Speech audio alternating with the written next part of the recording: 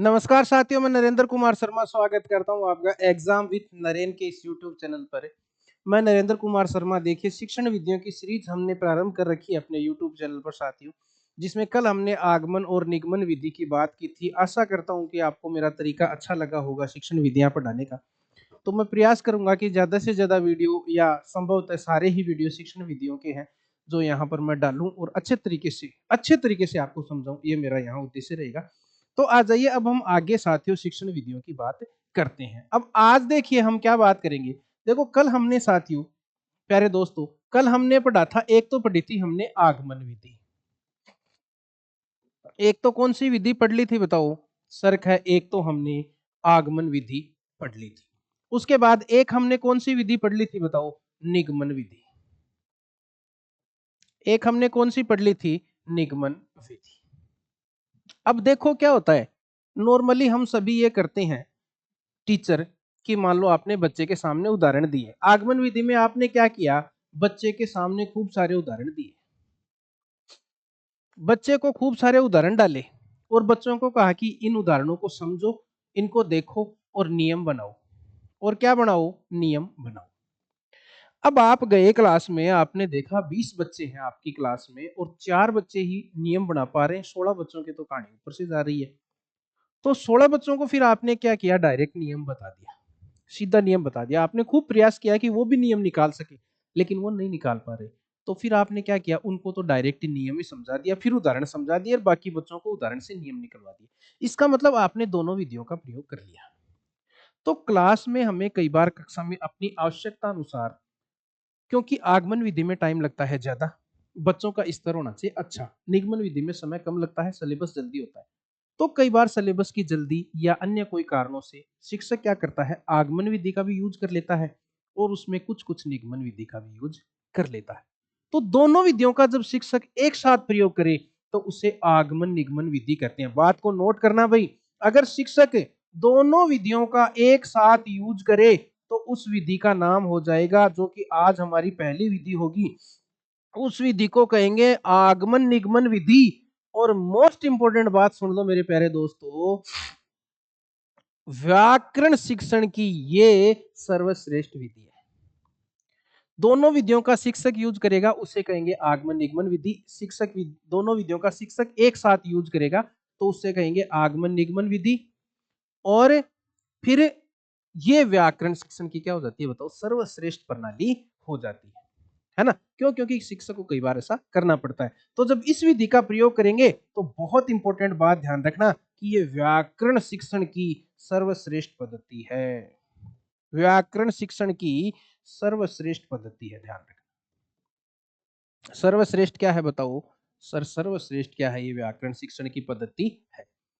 अब अगर ऑप्शन में आगमन निगमन नहीं दे, फिर से सुन लो, अगर ऑप्शन में आगमन निगमन नहीं दिया, वो पूछ ले व्याकरण शिक्षण की सर्वश्रेष्ठ पद्धति कौन सी है, और ऑप्शन में आगमन निगमन अगर उसने नहीं दिया, तो फिर आप करेंगे आगमन विधि। फिर क्या करेंगे? आगमन विधि। फिर व्याकरण शिक्षण की सर्वश्रेष्ठ प्रणाली किसको मान लोगे?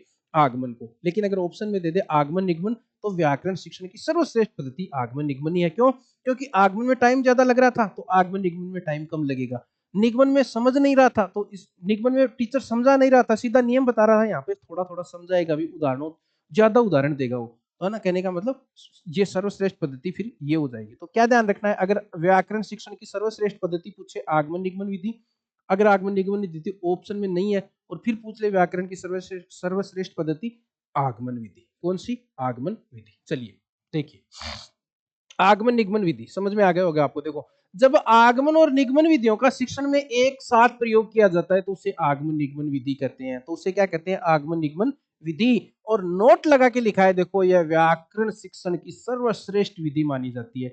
व्याकरण शिक्षण की सर्वश्रेष्ठ विधि। अगर ऑप्शन में आगमन निगमन नहीं है तो फिर आप कर दोगे केवल आगमन। बताओ, बात समझ में आ गई क्या? क्या सर बात समझ में आ गई? अब है सूत्र विधि। अब कौन सी विधि है? देखो, सूत्र विधि। आ जाइए सूत्र विधि समझते हैं पहले। सूत्र विधि, सूत्र विधि। देखो, सबसे पहले तो मैं आपको बता दूं कि सूत्र विधि निगमन विधि का ही एक रूप है। निगमन विधि का ही एक रूप कैसे है? देखो, निगमन विधि में हम क्या करते हैं? बच्चों को पहले नियम बताते हैं। निगमन विधि में मैंने क्या बताया? बच्चों को पहले टीचर जाते ही पहले क्या बता देगा? नियम बता देगा, और नियम बताने के बाद फिर उदाहरण बताएगा। फिर क्या बताएगा? उदाहरण, या उदाहरणों से उस नियम की पुष्टि करेगा। सूत्र विधि में केवल इतना ही फर्क है कि वो नियम को सूत्रों के रूप में बताएगा। नियम को किस रूप में बताएगा बताओ? सूत्रों के रूप में। यानी एक तो हम पूरा बड़ा नियम बताएं, इसमें क्या करेगा? नियमों को सूत्र के रूप में। कैसे? देखो, मान लो मुझे यण संधि पढ़ानी है, सुनना, मुझे क्या पढ़ानी है? यण संधि पढ़ानी है। अब यण संधि जब मैं निगमन विधि से पढ़ाऊंगा ना, तो मैं क्या कहूंगा कि जब ई, दोनों ई मान लो, ई बड़ा ई, उ बड़ा उ, और के आगे री के आगे असमान स्वर आए, असमान स्वर आए तो ई का, ई दोनों ई का ये, ठीक है। फिर उ का, दोनों उ का वह, फिर री का रे हो जाता। बताओ ये तो क्या हो गया? निगमन विधि में मैंने नियम बता दिया। पहले मैंने क्या बता दिया? नियम। और फिर इधर उदाहरण दे दिया, इति प्लस आदि बराबर इत्यादि, इति प्लस आदि बराबर इत्यादि। मैं यण संधि नहीं पढ़ा रहा आपको, मैं केवल ये बता रहा हूं कि निगमन विधि और सूत्र विधि क्या होती है। निगमन विधि तो कल समझा दिया, आज सूत्र विधि समझा रहे हैं। ये नियम बताया, फिर उदाहरण बता दिया, निगमन विधि हुई है। कौन सी विधि हुई? निगमन विधि। अब मैंने क्या किया? मैंने इतना बड़ा नियम बताया ही नहीं, मैंने इसको सूत्र के रूप में कह दिया, लिखो रे टाबरो ये इको यणची। क्या कह दिया?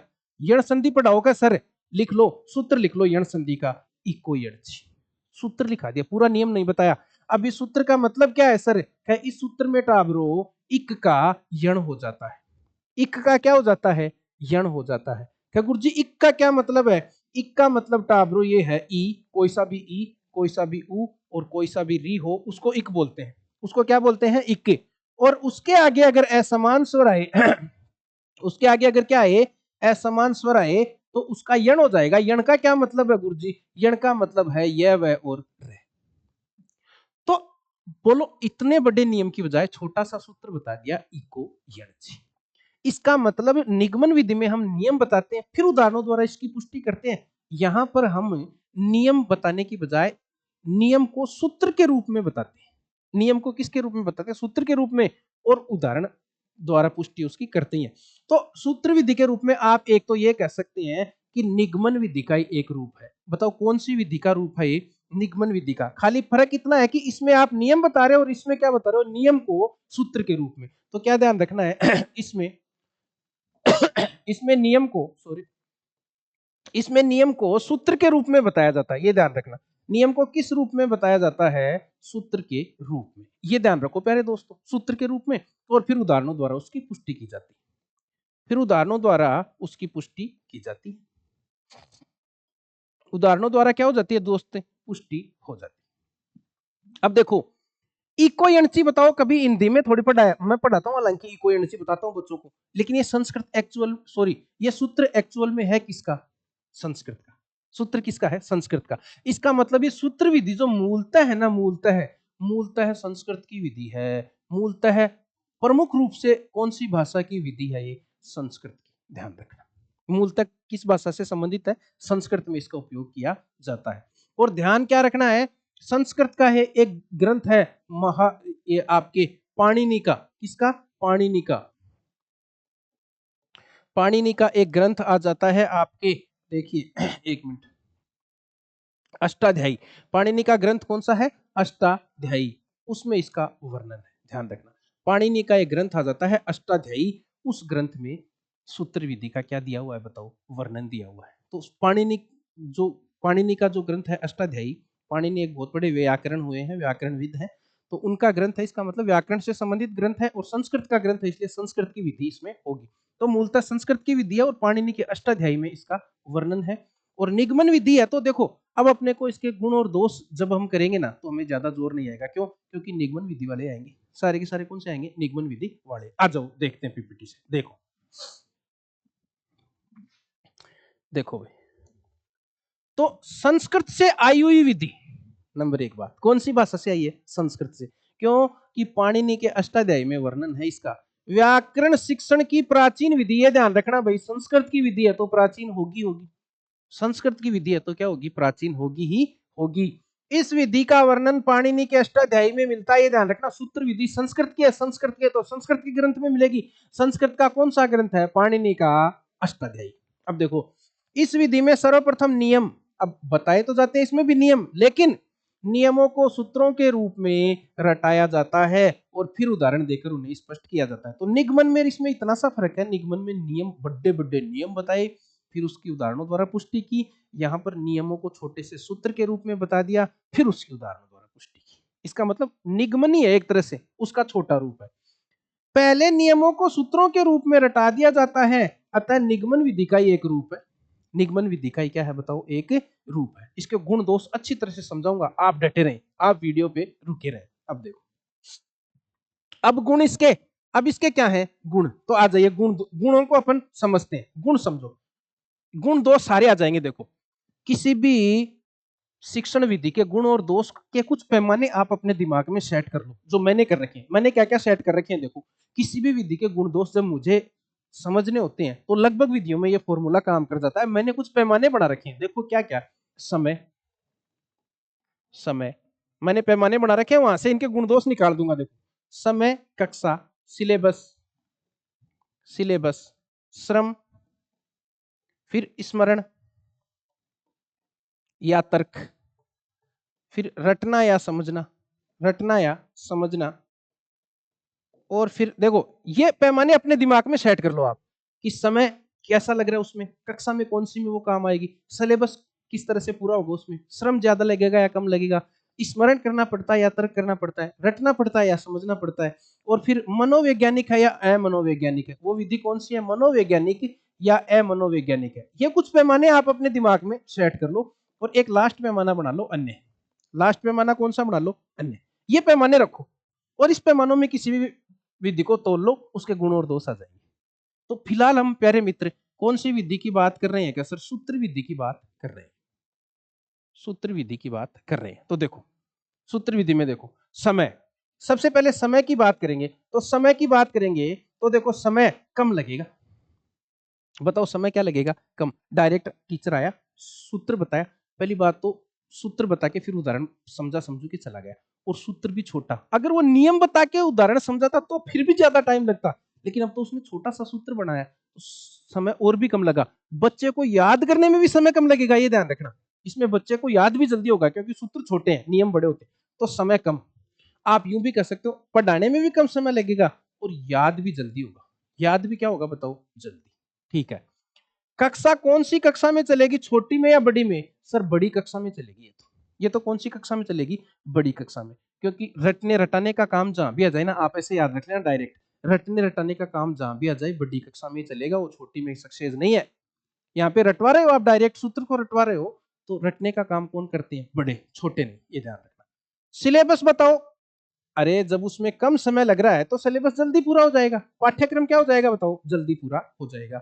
श्रम भी कम लगेगा, श्रम टीचर का भी कम टाइम लगेगा, श्रम कम लगेगा, बच्चे को भी जल्दी याद होगा तो बच्चे का भी श्रम कम लगेगा। अब देखो इसमें स्मरण शक्ति बढ़ेगी या तार्किक क्षमता बढ़ेगी, जहां कहीं भी बच्चा खुद कुछ कर रहा है वहां तो तार्किक क्षमता बढ़ेगी, और जहां कहीं भी टीचर उसको रटवा रहा है, हमने पहले कहा सूत्र रटवाता है, रटवा रहा है इसका मतलब उसको वो रटेगा, याद करेगा, तो स्मरण शक्ति बढ़ती है। इसमें तार्किक क्षमता नहीं बढ़ती। कौन सी शक्ति बढ़ती है बताओ, स्मरण शक्ति बढ़ती है। और इसको आप ऐसे भी कह सकते हो, तार्किक क्षमता तो इसमें नहीं बढ़ती, तार्किक क्षमता नहीं बढ़ती। बोलो गुण और दोष अपने आप ही समझ में आ रहे हैं, अपने आप ही देखो, इनमें से मैं निकाल दूंगा गुण दोष। फिर इसमें रटोगे या समझोगे, क्या सर पहले ही कह दिया नियमों को टीचर रटवाएगा, तो रटने पर आधारित है। और रटने पर जो देखो, जिसमें बच्चा रट रहा है वो अमनोवैज्ञानिक है, जिसमें बच्चा खुद एक्टिव है, खुद कुछ कर रहा है, वो मनोवैज्ञानिक। तो रट रहा है इसलिए सीधी सी बात है, कौन सी हो गई बताओ, अमनोवैज्ञानिक। कौन सी हो गई बताओ, अमनोवैज्ञानिक। और अन्य में आप ये लिख सकते हो कि संस्कृत से आई हुई है। कहां से आई हुई है बताओ, संस्कृत से आई हुई। अब देखो गुण क्या क्या हो गए भाई, समय कम लगता है, ये गुण हो गया, याद जल्दी होता है, ये गुण हो गया, एक गुण। ठीक है, कक्षा, बड़ी कक्षाओं में ये तो हो गया इसका गुण, और इसको आप दोष के रूप में भी लिख सकते हो, दोष के रूप में क्या लिखोगे? छोटी कक्षाओं में उपयोगी नहीं। दोष के रूप में इसको ऐसे लिख सकते हो, छोटी कक्षाओं में उपयोगी नहीं, छोटी कक्षाओं में उपयोगी नहीं, उपयोगी नहीं। बोलो, ये हो गया इसका क्या? दोष। देखो गुण और दोष इस तरह से आप खुद भी कर सकते हो। सिलेबस जल्दी हो जाता है, गुण है भाई। श्रम कम लगता है, गुण है। स्मरण शक्ति बढ़ती है, ये गुण है, लेकिन इसको दोष के रूप में भी हमने लिख दिया कि तार्किक क्षमता नहीं बढ़ती। स्मरण शक्ति भले ही बढ़ती है लेकिन तार्किक क्षमता इसमें नहीं बढ़ती, तो ये दोष हो गया। ठीक है, उसके बाद रटने पर आधारित है, ये इसका दोष है। रटने पर आधारित है, ये इसका क्या है? दोष। अमनोवैज्ञानिक है, ये भी इसका क्या हो गया? दोष। संस्कृत से आई हुई है, इसको विशेषताओं में या गुणों में लिख सकते। बोलो क्या दिक्कत हो गई? तो अमनोवैज्ञानिक है, इसका क्या हो गया? दोष हो गया। तो इस तरह से आप कुछ पैमाने सेट कर लो, समय, कक्षा, सिलेबस, श्रम, उसके बाद स्मरण और तर्क, रटना और समझना, मनोवैज्ञानिक और अमनोवैज्ञानिक और अन्य। ये 5-6 पैमाने आप याद रख लो, 6-7, तो आपको गुण और दोष अच्छी तरह से याद हो जाएंगे किसी भी चीज के। अब देखो, अब अपने आप ही गुण और दोष जो आएंगे ना, वो इनमें से आएंगे, देखना आप, इनमें से आएंगे। देखो सॉरी, देखो गुण, सूत्र संक्षिप्त होते हैं, बड़े बड़े नियमों को याद करने की बजाय सूत्र याद करना आसान होता है, इसका मतलब सूत्र जल्दी याद होते हैं। बोलो, बता दिया था ना। एक बताओ, मैंने बच्चे को नियम बताया, उदाहरण बताए, वो थोड़ा टाइम लगेगा याद करने में। बच्चे को मैंने छोटा सा सूत्र बताया, फिर उदाहरण बताए, फटाक से याद कर लेगा। ठीक है। समय और श्रम की बचत, यानी समय और श्रम दोनों ही कम लगते हैं। बोलो आ गया पीछे? आ गया सर। बालकों की स्मरण शक्ति का विकास, कौन सी शक्ति का विकास? स्मरण शक्ति। तार्किक शक्ति का विकास नहीं। उच्च स्तरीय कक्षाओं में उपयोगी, ध्यान रखना जिस विधि में टाइम कम लग रहा है बड़ी कक्षाओं में, जिस विधि में टाइम ज्यादा लग रहा है छोटी कक्षाओं में, सीधा सा याद रखो। ये अलग है भाई, ये अलग से याद रख लेना। व्याकरण, निबंध, लेख और भाषण के निर्माण में सहायक है। आपको कोई भाषण बनाना है, आपको लेख बनाना है, तो छोटे छोटे सूत्र आपको याद होंगे ना, तो आप उससे क्या है कि आपका काम इजी हो जाएगा। तो व्याकरण सीखने में, निबंध सीखने में, लेख, भाषण, इनका निर्माण करना है, तो ये विधि आपके बड़े काम की है। अब देखो,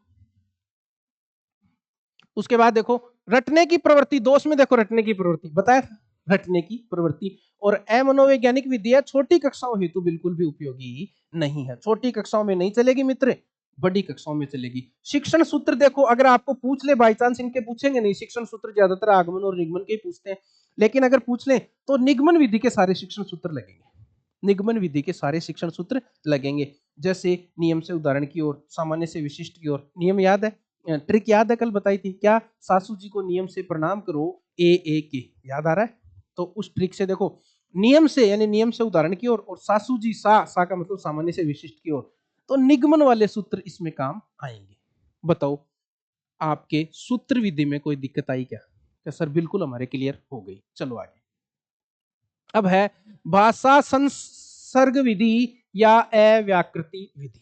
भाषा संसर्ग विधि या अव्याकृति विधि। देखो, भाषा संसर्ग विधि या अव्याकृति विधि, सुनो, भाषा संसर्ग विधि बहुत इंपॉर्टेंट है भाई, ध्यान से समझ लेना। या इसी को क्या कहते हैं? इसी को कहते हैं अव्याकृति विधि। इसके समर्थक माने जाते हैं लॉर्ड मैकाले। कौन माने जाते हैं? Lord Macaulay. अंग्रेज, जो अंग्रेज गवर्नर जनरल वायसराय कोई थे, लॉर्ड मैकाले, वो माने जाते हैं। देखो ये लोग क्या कहते हैं? ये लोग व्याकरण के घोर विरोधी हैं। भाषा संसर्ग विधि के जो समर्थक हैं वो व्याकरण के घोर विरोधी हैं। वो इस प्रकार के टीचर हैं, देखो आपने देखा होगा, हम 6ठी 7वीं में जब पढ़ते थे तो टीचर जब हिंदी का शिक्षक होता था, बहुत लोगों को यह समस्या का सामना करना पड़ा होगा कि वो पाठ पढ़ाता, मान लो हमारे 20 पाठ है, तो उसने 20 पाठ पढ़ाए, तब आया तुम्हारा हिंदी का सिलेबस पूरा हो गया, हिंदी पढ़ा दी है मैंने पूरी। फिर जब हम अर्धवार्षिक परीक्षा देने जाते हैं तो हम देखते कि पाठ के अलावा भी कुछ प्रश्न है, संज्ञा के, सर्वनाम के। जना आपा गुरुजी कन जाता, गुरुजी के पास जाके बोलते कि सर ये प्रश्न कहाँ से आ गए? अरे बोले ये तो व्याकरण में से आए हैं। गुरुजी क्या कहेंगे? ये तो व्याकरण में से आए हैं। सर ये तो पढ़ाई नहीं। तो गुरुजी हमें क्या जवाब देते कि व्याकरण में नहीं पढ़ाता, मैंने तो पाठ पढ़ा दिए पूरे। व्याकरण तो तुमको पढ़नी है तो या तो किताब चलती है एक व्याकरण की, बा ले रहा हो उसमें से पढ़ो, वो किताब लेकर के आओ उसमें से पढ़ो, या फिर तुम्हारे कोई तुम्हारा चाचा टीचर है उससे समझ लो व्याकरण, या तुम्हारे ताऊ जी टीचर है उनसे समझ लो, अरे तेरा तो पापा ही टीचर है उनसे समझ लो। तुम्हारे दादाजी यूट्यूब पर पढ़ाते हैं, उनसे समझ लो। कहने का मतलब यानी इस विधि के लोग व्याकरण को अलग से पढ़ाने का विरोध करते हैं। ये कहते हैं कि शिक्षक अलग से व्याकरण नहीं पढ़ाएगा, अलग से व्याकरण पढ़ाने का विरोध करते हैं। इस विधि में देखो मोस्ट इंपोर्टेंट बात है, इस विधि में क्या होता है, अलग से व्याकरण पढ़ाने का विरोध, अलग से व्याकरण पढ़ाने का विरोध। यानी यूं कह सकते हैं व्याकरण विरोधी विधि कौन सी है, व्याकरण विरोधी विधि, ये व्याकरण विरोधी विधि है। इसको क्या कहा जाता है, व्याकरण विरोधी विधि। ध्यान रखना, क्यों, क्योंकि ये कहती है कि टीचर खाली पाठ पढ़ाएगा, व्याकरण नहीं पढ़ाएगा, व्याकरण अलग से नहीं पढ़ाएगा। तो फिर बच्चे क्या करें भाई, बच्चे क्या व्याकरण पढ़े नहीं, ऐसा भी नहीं कहते। ये ऐसे कह रहे हैं कि उनको वो किताबों के और विद्वानों के संसर्ग में छोड़ देंगे बच्चों को, और बच्चे फिर खुद व्याकरण पढ़ेंगे। यानी इसमें क्या होगा, बच्चों को विद्वानों, यानी जो भाषा के जो बड़े बड़े विद्वान होते हैं, विद्वानों का मतलब ये नहीं है कि विद्वान कहीं से उठा के लाएंगे, उन्हीं के घर में कोई चाचा ताऊ जिनको संस्कृत आती है या हिंदी आती है, व्याकरण आती है, तो बच्चों को विद्वानों व उनकी पुस्तकों, या कोई विद्वानों की कोई पुस्तक है, व्याकरण की पुस्तक है, उनकी पुस्तकों का संसर्ग प्रदान किया जाता है। संसर्ग का मतलब होता है साथ, ध्यान रखना, संसर्ग का मतलब क्या होता है, साथ, संसर्ग प्रदान किया जाता है, साथ प्रदान किया जाता है। वो या तो उनको किताब दे देंगे व्याकरण की, कि ये व्याकरण की किताब ले जाओ, इससे पढ़ लेना व्याकरण, पासबुक दे देंगे, इससे पढ़ लेना, या यूं कहेंगे कि आपके घर में चाचा ताऊ जिसको भी व्याकरण आती है उससे पढ़ लेना, भाई मैं नहीं पढ़ूंगा अलग से, सॉरी। तो वो क्या कहते हैं कि भाई मैं अलग से व्याकरण पढ़ाने वाला नहीं हूं। तो ये बात ध्यान रखने की, विद्वानों और उनकी पुस्तकों का संसर्ग प्रदान किया जाता है और बच्चे खुद व्याकरण सीखते हैं, बच्चे खुद व्याकरण सीखते हैं। कहां से सीखते हैं, या तो विद्वानों से या तो उनकी पुस्तकों से, व्याकरण व भाषा सीखते हैं। अब एक बात बताओ, सुनना, बहुत महत्वपूर्ण बात, बहुत महत्वपूर्ण बात, बच्चे खुद सीख रहे हैं, इसका मतलब मनोवैज्ञानिक विधि तो है। इसका मतलब कौन सी विधि है बताओ, है गुरुजी मनोवैज्ञानिक विधि तो ये है, क्योंकि बच्चे खुद सीख रहे हैं। लेकिन बच्चे कितना ही सीखें, बच्चे खुद कभी भी पूरा नहीं सीख पाएंगे। अपने पिताजी से वो सीख रहे हैं, पिताजी ने हो सकता है उनको व्याकरण के 4 टॉपिक थे, 2 ही पढ़ाए, किसी किताब से उन्होंने हो सकता है 2 ही पढ़े, 2 पढ़े ही नहीं।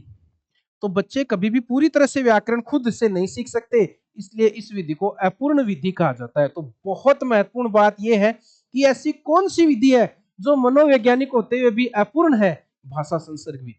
कौन सी है, भाषा संसर्ग विधि। पूरी तरह से बच्चा नहीं सीख पाएगा मेरे दोस्त, पूरी तरह से बच्चा नहीं सीख पाएगा, लेकिन खुद सीख रहा है, इसलिए मनोवैज्ञानिक तो है, मनोवैज्ञानिक तो है। तो देखो इस विधि में ज्यादातर गुण है ना आगमन विधि वाले हैं। क्यों, क्योंकि बच्चा खुद कर रहा है, तो ज्यादातर गुण दोषों में अपन आगमन विधि के गुण दोष यहाँ अप्लाई कर सकते हैं ज्यादातर। मैं समझा दूंगा, और बताओ समझ में आ गई बात। और इसके समर्थक कौन माने जाते हैं, तो समर्थक है लॉर्ड मैकाले, लॉर्ड मैकाले, समर्थक कौन है, लॉर्ड मैकाले, ये ध्यान रखना। चलो देखते हैं, देखो इस विधि में व्याकरण के नियमों का अलग से ज्ञान नहीं करवाया जाता, बल्कि विद्वानों की पुस्तकों से विद्यार्थियों का संसर्ग, ये संसर्ग इस तरह से लिखना, संसर्ग साथ करवाया जाता है। विद्वानों की पुस्तकों से उसका संसर्ग करा देंगे, या विद्वानों से उनका संसर्ग करवा देंगे, विद्वानों के साथ भेज देंगे उनको, उनकी पुस्तक उनको दे देंगे, बच्चा खुद पढ़ेगा, तथा बच्चा उन्हें पुस्तकों को पढ़कर व्याकरण व भाषा सीखता है। बोलो समझ में आ गई, बच्चा खुद सीखेगा, पूरा नहीं सीख पाएगा। व्याकरण का अलग से ज्ञान नहीं दिया जाता, इस विधि का सबसे बड़ा एजेंडा यही है कि व्याकरण अलग से मत पढ़ाओ, इसलिए इसे अव्याकृति विधि भी कहते हैं। इसे क्या कहते हैं, अव्याकृति विधि। और बच्चे अनुकरण द्वारा भाषा सीखते हैं, उन किताबों का अनुकरण करते हैं, जितना उनको समझ में आता है और समझ के उसको सीखते हैं। अब देखो, अब इसके गुण और दोष, गुण और दोष, गुण और दोष में फिर वही पैमाना अपना लो वापस। पैमाने याद है क्या, गुण दोष के पैमाने याद है क्या, सर याद है, क्या क्या देखो, समय, समय, कक्षा, सिलेबस, सिलेबस, श्रम, फिर उसके बाद स्मरण या तर्क, स्मरण या तर्क, उसके बाद रटना या समझना, रटना या समझना, रटना या समझना। उसके बाद मनोवैज्ञानिक या अमनोवैज्ञानिक, चलो देखते हैं। गुण दो सारे आ जाएंगे इसमें, फिर अपन अलग अलग पीपीटी में देख लेंगे। देखो समय कैसा लगेगा, ज्यादा लगेगा। समय कैसा लगेगा बताओ, ज्यादा डेफिनेटली लगेगा। अरे बच्चा खुद पढ़ेगा। एक बात बताओ, मैं आपको पढ़ा रहा हूँ कंपटीशन की कोई चीज, एक तो मैं आके पढ़ा दूं, एक आप खुद पढ़ो, बोलो आपको टाइम लगेगा कि नहीं लगेगा? लगेगा। उसके बाद देखो कक्षा, बताओ कौन सी कक्षाओं के लिए? छोटी कक्षाओं के लिए उपयोगी है, ध्यान रखना। आप सीधा सा ना ऐसे ध्यान रखो, जिस विधि में समय ज्यादा लग रहा है ना, वो छोटी कक्षाओं में काम आ सकती है। छोटी कक्षाओं में व्याकरण के टॉपिक सरल होते हैं, इसलिए बच्चे खुद पढ़ सकते हैं। बड़ी कक्षा वाले टॉपिकों को बच्चे खुद नहीं पढ़ पाएंगे। अरे काव्य शास्त्र के रस हैं, अलंकार हैं, बताओ बच्चे खुद पढ़ पाएंगे क्या? नहीं पढ़ पाएंगे। तो छोटी कक्षाओं में चलेगी। सिलेबस में जब समय ज्यादा लग रहा है तो सिलेबस में भी टाइम ज्यादा लगेगा और श्रम भी ज्यादा लगेगा। ठीक है। स्मरण करेंगे या तर्क करेंगे? तर्क शक्ति का विकास होगा। खुद पढ़ेंगे तो कौन सी शक्ति का विकास होगा बताओ? तर्क शक्ति का। रटेंगे या समझेंगे? समझेंगे बेचारे, समझेंगे, है ना। और मनोवैज्ञानिक या अमनोवैज्ञानिक, तो एकमात्र ऐसी विधि है जो मनोवैज्ञानिक होते हुए भी अपूर्ण है। कौन सी है बताओ? अपूर्ण है। अब आप इनके गुण दोष कर लेना, अब इनमें से गुण दोष कर लेना। दोनों तरफ अप्लाई कर सको तो दोनों तरफ भी अप्लाई कर देना। आ जाओ समझा देता हूं। देखो, सॉरी, देखो गुण मनोवैज्ञानिक विधि, बोलो गुण हो गया ना। देखो एक मिनट, देखो ये हो गया गुण, समय ज्यादा लगता है, ये दोष हो गया। ये क्या हो गया? दोष। छोटी कक्षाओं में ये इसका गुण हो गया, इसको दोष के रूप में लिखो तो ये लिख सकते हो, बड़ी कक्षाओं में उपयोगी नहीं। ठीक है। सिलेबस में टाइम ज्यादा लगेगा, दोष हो गया। श्रम ज्यादा लगेगा, दोष हो गया। तर्क शक्ति का विकास होगा, गुण हो गया। समझ करके सीखते हैं, गुण हो गया। मनोवैज्ञानिक का गुण हो गया लेकिन अपूर्ण है, ये दोष हो गया। ये क्या हो गया? दोष। लो बताओ, गुण और दोष सारे साथ में हो गए कि नहीं हुए? अब देखो, देखो मनोवैज्ञानिक विधि है, समझ में आ गया सर। और एकमात्र ऐसी विधि है जो मनोवैज्ञानिक होते हुए भी अपूर्ण है। विद्यार्थियों में तर्क और चिंतन का विकास, तर्क और चिंतन का विकास बता दिया आपको। प्राथमिक कक्षाओं के लिए उत्तम, छोटी कक्षाओं के लिए। किसके लिए? छोटी कक्षाओं के लिए। और इसमें रचना तथा अभ्यास द्वारा भाषा का शुद्ध प्रयोग करवाया जाता है। तो बच्चा खुद पढ़ता है लेकिन शिक्षक क्या करवाता है? फिर उसका अभ्यास करवाता है। अब देखो दोष, दोष भी आ जाएंगे सर। क्या? व्याकरण के नियमों का ज्ञान नहीं, या यूं कह सकते हैं व्याकरण का अलग से ज्ञान नहीं दिया जाता। इस विधि का दोष क्या है? इसमें व्याकरण का अलग से ज्ञान नहीं दिया जाता। और व्याकरण का अलग से ज्ञान नहीं दिए जाने के कारण ही इसे अव्याकृति विधि कहते हैं। अलग से ज्ञान नहीं दिया जाता, इसी कारण इसे क्या कहते हैं? अव्याकृति विधि, व्याकरण विरोधी विधि। समय तो ज्यादा लगेगा ही लगेगा, बच्चों खुद कर रहे हैं। व्यवस्थित, देखो यहां लिखेंगे व्यवस्थित, ये इंपॉर्टेंट है भाई। तो जो अपने उन गुण दोषों में नहीं आए ना, वो यहां थोड़े से उन पे नजर डालो। व्यवस्थित ज्ञान देने में सक्षम नहीं, बच्चे व्यवस्थित नहीं पढ़ पाएंगे। बच्चे व्याकरण को पढ़ तो लेंगे, हो सकता है उन्होंने संज्ञा पढ़ लिया, सर्वनाम पढ़ लिया, लेकिन व्यवस्थित नहीं पढ़ेंगे। आधा सर्वनाम पढ़ा, फिर उनको बोरिंग लगा, फिर वो संज्ञा में चले गए, तो व्यवस्थित ज्ञान प्राप्त नहीं कर पाएंगे। और ये विधि केवल और केवल भाषा में चलेगी, ध्यान रखना। ये विधि केवल और केवल बच्चे खुद पढ़ने वाली, यानी ये विधि क्या है कि बच्चे खुद पढ़ो। खुद पढ़ने वाली विधि केवल भाषा में चल सकती है। अगर आपने साइंस के लिए यूं कह दिया कि बच्चे खुद पढ़ो, तो साइंस में बच्चे खुद पढ़ लेंगे क्या? आपने गणित में कह दिया बच्चों प्रश्नावली 5 है खुद निकाल के लाना, दो बच्चे भी निकाल के लाए तो बता देना, है ना। तो केवल भाषा में चल सकती है, व्याकरण बच्चे खुद पढ़ सकते हैं, नॉर्मल चीज होती है इसलिए। हालांकि व्याकरण वैसे तो बहुत टॉप लेवल की चीज है, जहां तक कोई नहीं पहुंच पाया आज तक, है ना। लेकिन छोटे बच्चों के जो दी हुई आती है वो समझ लेते हैं। भाषा के प्रयोग में शुद्धता आना कठिन, तो और अपूर्ण विधि, देखो ये अपूर्ण विधि है। बच्चा भले ही व्याकरण सीख लेगा, बच्चा भले ही भाषा सीख लेगा, लेकिन पूर्ण शुद्धता नहीं आएगी। अपूर्ण विधि है, उसके प्रयोग में शुद्धता नहीं आएगी। सीख लेगा लेकिन पूरी तरह से शुद्ध नहीं आएगी। समझ में आ गई बात? सर आ गई। चलो आगे। अब है औपचारिक या सॉरी अनौपचारिक या सैनिक विधि, बहुत इंपॉर्टेंट है भाई। अनौपचारिक या सैनिक विधि कौन सी विधि है? अनौपचारिक या सैनिक विधि, इंपॉर्टेंट है, इसको याद रखना भाई। अनौपचारिक या सैनिक विधि, देखो अनौपचारिक या सैनिक विधि। अनौपचारिक या सैनिक विधि,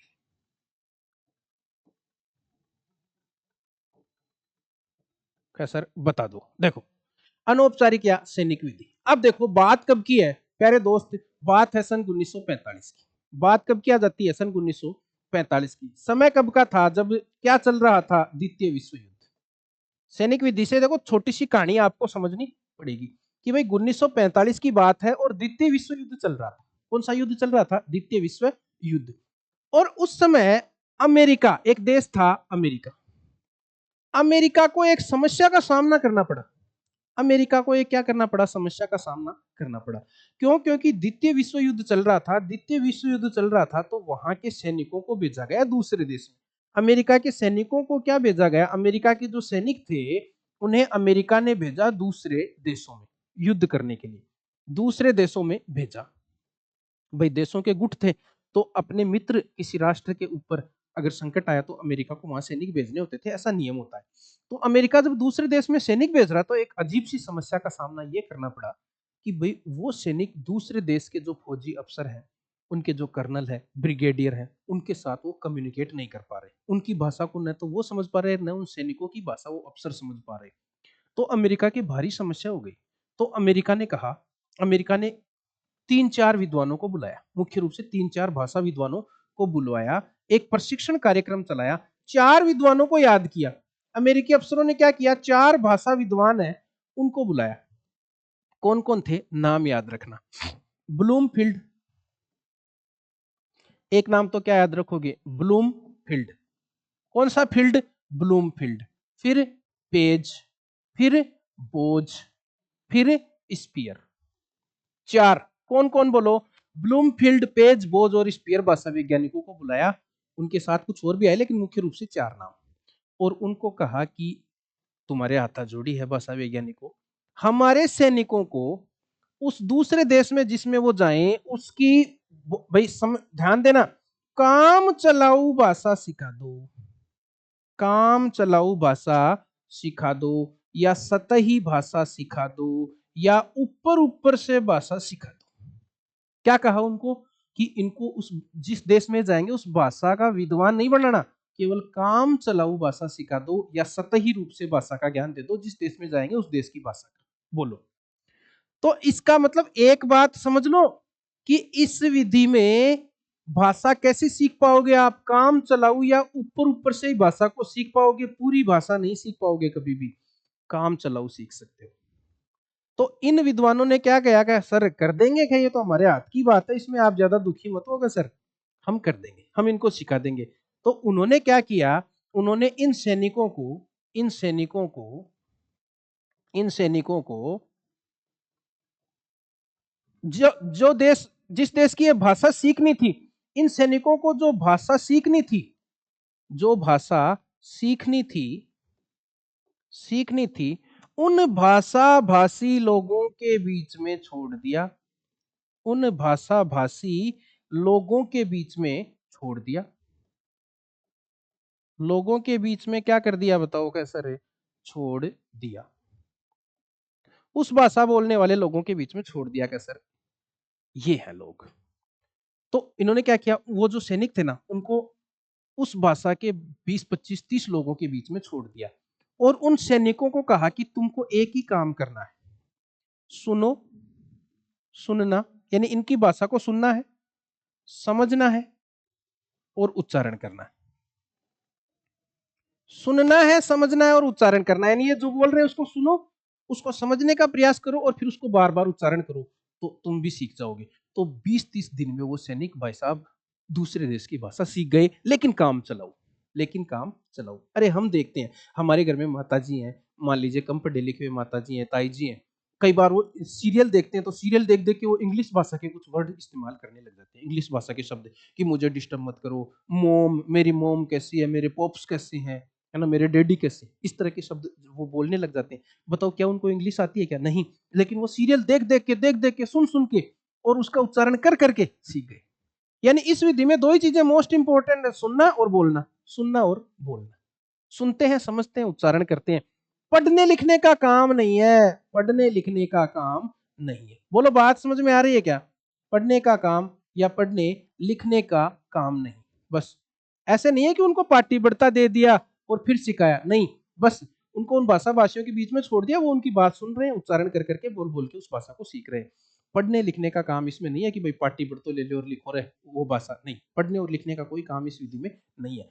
फिर बाद में देखो, फिर बाद में ये सोचा गया कि भाई इस विधि से सैनिकों ने जब दूसरे देश की भाषा सीख ली तो क्या बच्चे नहीं सीख सकते?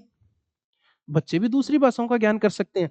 तो इसलिए बाद में विद्यालयों में भी इस भाषा को अप्लाई किया गया। बाद में विद्यालय में भी, सॉरी, विद्यालय में भी यह विधि चलाई गई।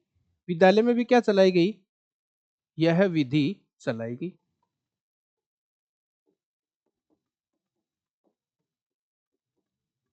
विद्यालय में भी क्या किया गया बताओ? यह विधि चलाई गई।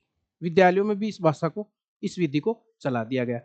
अच्छा, इस विधि से आप कौन सी भाषा के लिए उपयोगी है ये ध्यान रखना, बहुत महत्वपूर्ण है, आधे लोग ही नहीं बताते। द्वितीय भाषा शिक्षण में यह विधि उपयोगी है। कौन सी शिक्षण में बताओ? द्वितीय भाषा शिक्षण में। ये कौन से शिक्षण में चलेगी मेरे मित्र? द्वितीय भाषा शिक्षण में यह विधि उपयोगी है। यह विधि क्या है बताओ? उपयोगी है। द्वितीय भाषा सीखने, सेकेंडरी लैंग्वेज यानी हमारी मातृभाषा में आती है, हिंदी में आती है, अब अंग्रेजी सीखनी है तो अंग्रेजी हमारे लिए सेकेंडरी लैंग्वेज हो गई। तो द्वितीय भाषा सीखनी है तो ये विधि काम में ली जाती है। अब विद्यालयों में जब ये विधि चलाई गई, अब बताओ, मान लो अंग्रेजी सिखानी है बच्चों को, तो 20-20 अंग्रेज हर स्कूल में कहां से लगा दे? तो फिर विद्यालयों में जब इस विधि का प्रयोग किया जाता है तो क्या किया जाता है? बच्चों को वो टेप रिकॉर्डर में सुनाई जाती है वो भाषा। किस में सुनाई जाती है? टेप रिकॉर्डर में। तो जब विद्यालय में इस विधि का प्रयोग किया जाता है तो टेप रिकॉर्डर में सुनाया जाता है। विद्यालय में इस विधि में टेप रिकॉर्डर का प्रयोग किया जाता है। बोलो, किसी ने बताई है क्या आज तक इतनी बात? विद्यालय में इस विधि में टेप रिकॉर्डर काम में लिया जाता है। बस ये हो गई सैनिक विधि। तो 1945 में अमेरिका के सैनिकों ने को दूसरे देश की भाषा सिखाने के लिए, और भाषा कैसी सीख पाएंगे इसमें, ये इंपॉर्टेंट है, भी ध्यान रखना, काम चलाओ या सतही भाषा सीखेंगे। 4 विद्वान है, इनके नाम याद रख लेना। इन्होंने क्या किया, उन सैनिकों को ले जाके उन भाषाभाषी लोगों के बीच छोड़ दिया, उनको कहा सुनो बोलो, सुनो उच्चारण करो, सुनो समझो उच्चारण करो, बस, और वो सीख गए। फिर बाद में विद्यालयों में भी किया गया। विद्यालयों में अब वो भाषाभाषी लोग तो लाए कहां से? तो टेप रिकॉर्डर में वो भाषा सुना करके और फिर चलाया जाता है। द्वितीय भाषा शिक्षण में ये विधि क्या है बताओ? उपयोगी है। आ जाओ देखो, अब पढ़ते हैं अपन। अनौपचारिक या सैनिक विधि मुख्यतः भाषा शिक्षण की विधि है। मुख्यतः कौन सी है? भाषा शिक्षण की विधि है। 10-15 मिनट। मुख्यतः भाषा शिक्षण की विधि, भाषा में भी आप यूं कर सकते हैं द्वितीय भाषा शिक्षण, है ना। इसमें यह ध्यान रखना कि इसमें मैथ नहीं पढ़ा सकते, इस विधि से मैथ नहीं पढ़ा सकते, मैथ का इसमें आप पढ़ा नहीं सकते, ये ध्यान रखना। भाषा पढ़ा सकते हैं केवल। भाई आप मान लो किसी मैथ के टीचरों के बीच छोड़ दो तो वो मैथ नहीं सीख पाएगा, लेकिन भाषा भाषी लोगों के बीच, मान लो अंग्रेज लोगों के बीच, तो वो अंग्रेजी भाषा तो हम सुन सुन के सीख जाएंगे, लेकिन जैसे मैथ हुई, साइंस हुई, ये अपन सुन सुन के थोड़ी सीख सकते हैं, नहीं सीख सकते। तो भाषा के लिए उपयोगी है। और भाषा में भी कौन सी भाषा के लिए? सेकेंडरी के लिए। सूत्रपात, देखो अमेरिका में द्वितीय विश्व युद्ध के समय अमेरिकी सैनिकों को अन्य देशों की भाषा सिखाने के लिए, ये बात मैंने समझा दी आपको। और फिर एक प्रोग्राम चलाया, इसमें क्या किया, अमेरिकी सेना ने एक प्रोग्राम चलाया कि हमारे सैनिकों को दूसरे देशों की भाषा सीखनी है, तो एक प्रोग्राम चलाया ASTP, army specialized training program, यानी सेना विशेष प्रशिक्षण कार्यक्रम। सेना को प्रशिक्षण दिया गया, किसका? तोप गोले चलाने का नहीं, भाषा सीखने का। उस प्रोग्राम का नाम था ASTP, army specialized training program. और इसमें जो प्रमुख भाषा विशेषज्ञ थे, इन दोस्तों का आप, सॉरी, इन सर का नाम आप जरूर याद रख लेना, ब्लूमफील्ड, पेज, बोज और स्पिटरनी, स्पियर स्पियर आदि। इसमें शिक्षकों यानी भाषा वैज्ञानिकों यानी भाषा भाषियों तथा टेप रिकॉर्डर की सहायता से भाषा के श्रवण, ध्यान रखना इसमें सुनना और उच्चारण करना का अभ्यास करवाया गया। केवल सुनो उच्चारण करो, दो ही काम, सुनो और उच्चारण करो। तो भाषा भाषियों के बीच में छोड़ दो, और भाषा भाषी इतने उपलब्ध नहीं है तो टेप रिकॉर्डर में सुना दो, दिक्कत कहां है? अब देखो, काम चलाओ बहुत महत्वपूर्ण है। इसमें भाषा कैसी सीख पाओगे बताओ? सैनिक विधि में पूरी भाषा के विद्वान तो नहीं बन पाओगे। काम चलाओ भाषा, अरे आप मान लो नौकरी करने के लिए बाहर गए, जोधपुर गए, भीलवाड़ा गए, मान लो आप मेवाड़ में गए, 5 साल वहां नौकरी करी, क्या वहां की भाषा नहीं सीखोगे? क्या क्या आपने पाटीबर्ता लेके सीखी है क्या वो भाषा? बताओ मेरे को, पाटीबर्ता लेके सीखी है क्या? नहीं, सुन सुन के सीखी है सर, सुन सुन के, बोल बोल के सीखी है, पाटीबर्ता नहीं लिया। इस विधि को विद्यालयों में भी अपनाने पर जोर दिया गया और विद्यार्थी अनुकरण और उच्चारण करते हैं। और अनुकरण परिस्मरण विधि, देखो इसमें विद्यार्थी क्या करेंगे, कोई बोल रहा है हम उसका अनुकरण करते हुए उच्चारण करेंगे, उसको सुनेंगे, सुन के बाद उसका अनुकरण करते हुए उच्चारण करेंगे। इसलिए इस विधि को ध्यान रखना, सैनिक विधि का एक और नाम अनुकरण परिस्मरण विधि। इस विधि का अन्य नाम क्या है, अनुकरण परिस्मरण विधि। अनुकरण परिस्मरण विधि इसका अन्य नाम, अनुकरण परिस्मरण विधि। अब देखो आगे गुण, देखो अब इसके गुण थोड़े से अलग होंगे क्योंकि वाइल्ड लेवल पर ये बहुत ज्यादा काम में नहीं आती, इसलिए इसके गुण इसके हिसाब से गुण दोष हमें देखने पड़ेंगे। देखो स्वाभाविक संवादों एवं मौखिक कथनों द्वारा अभ्यास, यानी बोलने और सुनने के द्वारा, बोल बोल करके सुन सुन करके इसका अभ्यास किया जाएगा। ये ध्यान रख लो, अमेरिकी सैनिकों को द्वितीय भाषा सिखाने सिखाने हेतु प्रयुक्त होने के कारण इसे श्रव्य भाष्य सेना विधि यानी आर्मी मेथड कहते हैं। सैनिक मेथड, सैनिक को इंग्लिश में क्या कहते हैं, आर्मी, तो आर्मी मेथड कहते हैं। पूरा नाम याद रख लेना, श्रव्य भाष्य यानी सुनना और उच्चारण करना, श्रव्य भाष्य सेना विधि।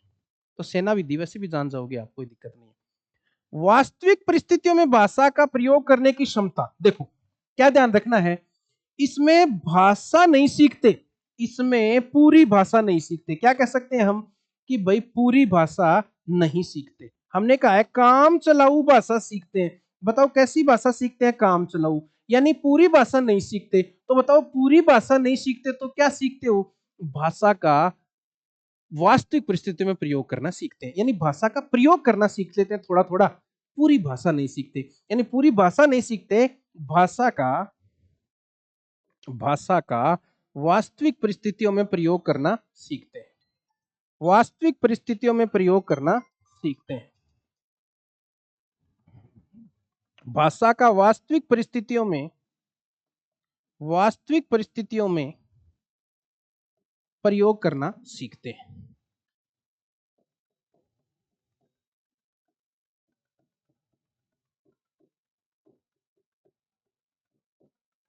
वास्तविक परिस्थितियों में बताओ क्या कर सकते हैं, प्रयोग करना सीखते हैं। और प्रत्यक्ष विधि के दोषों का निवारण, प्रत्यक्ष विधि मैंने आपको पढ़ाई नहीं है। प्रत्यक्ष विधि में क्या है, मातृभाषा को इग्नोर किया जाता है, लेकिन इसमें मातृभाषा को भी साथ में रखा जाता है, इसलिए प्रत्यक्ष विधि के दोषों का ये क्या करती है, निवारण करती है। तो ये ध्यान रखना। तो इसमें भाषा नहीं सीखते, भाषा का परिस्थितियों में प्रयोग करना सीखते हैं। आर्मी मेथड इसको कहते हैं, संवाद और कथन प्रणाली का इसमें प्रयोग किया जाता है। अब देखो दोस्त, देखो काम चलाऊ, काम चलाऊ भाषा पूरी नहीं, भाषा का सैद्धांतिक ज्ञान नहीं करवाया जाता। इसमें सैनिकों को, आपने मेवाड़ की भाषा सीखी, जोधपुर की भाषा सीखी, क्या आपको उस भाषा के व्याकरण सीखी, क्या आपने आपने तो सिर्फ बोलना सीखा, उसका प्रयोग करना सीखा है। तो इसमें भाषा का सैद्धांतिक ज्ञान नहीं करवाया जाता, भाषा के नियम नहीं सिखाए जाएंगे आपको। यूं नहीं कहा जाएगा कि इंग्लिश सीख रहे हो उसके नियम सीखो, नहीं, डायरेक्ट इंग्लिश बोलना सिखाया जाएगा। ठीक है। औपचारिकता का अभाव, औपचारिकता का अभाव, देखो औपचारिकता का मतलब ये है कि जब हम भाषा पढ़ाते हैं या कुछ भी पढ़ाते हैं तो हमें बोर्ड चाहिए, हमें चौक चाहिए, हमें कॉपी चाहिए, बच्चों को कार्य देंगे, होमवर्क देंगे, उनकी कॉपी चेक करेंगे, ये सारी चीजें करते हैं। लेकिन इसमें ऐसा कुछ भी नहीं है, पाटी बढ़ता, कॉपी पेन किताब बोर्ड कुछ भी नहीं, कोई औपचारिकता नहीं, कोई औपचारिकता नहीं। इसीलिए सैनिक विधि को अनौपचारिक विधि कहते हैं, अनौपचारिक विधि कहते हैं। भाषा का काम चलाऊ ज्ञान या भाषा का सतही ज्ञान ही होता है इसमें, ऊपर ऊपर से सिखाएंगे, बोलना सिखाएंगे, खाली पूरी भाषा नहीं सिखाएंगे, कभी भी बोलना सिखाएंगे। अच्छा, इसमें क्या किया जाता है, केवल सुनने और बोलने पर ही जोर दिया जाता है, पढ़ने और लिखने का अभ्यास नहीं किया जाता। पढ़ने लिखने का अभ्यास नहीं, केवल सुनो बोलो सीखो, सुनो समझो बोलो सीखो, सुनो समझो बोलो सीखो, पढ़ो लिखो मत। चलो अब है समवाय विधि या सहयोग विधि या अंतरयोग विधि, समवाय विधि या सहयोग विधि या अंतरयोग विधि। देखो समवाय विधि,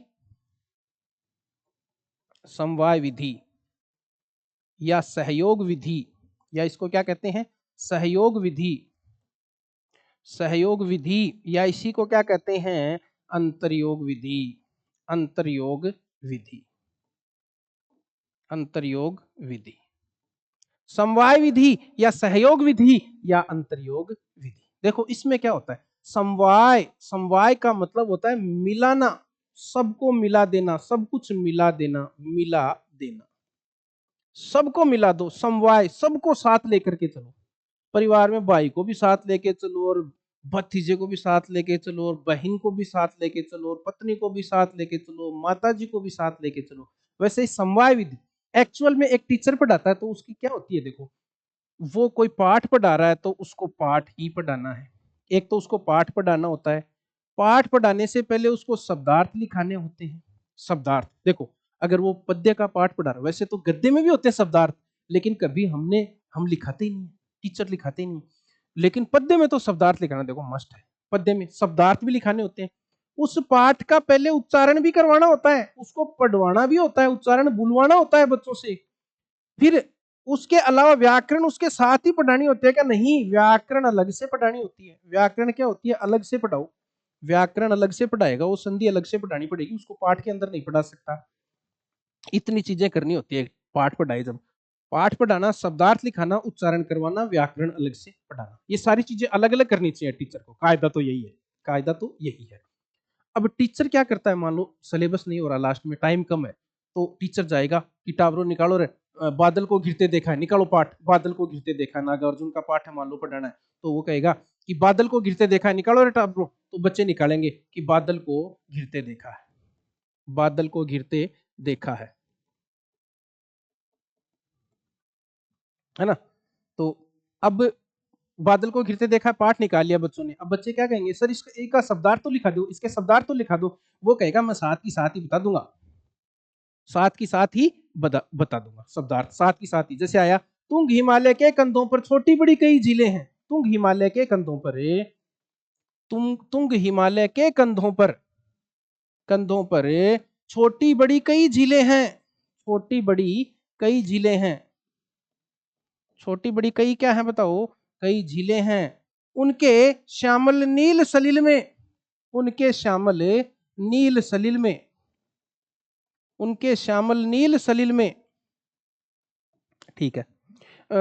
पश्चिम के देशों से आकर विष तंतु खोजते देखा है, ऐसे पूरा पाठ है, तो पूरा पाठ थोड़ी पढ़ाना है आपको। अब वो क्या किया, उसने कहा शब्दार्थ नहीं, मैं साथ ही बता दूंगा। क्या, चुप रहो, शब्दार्थ साथ में बता दूंगा।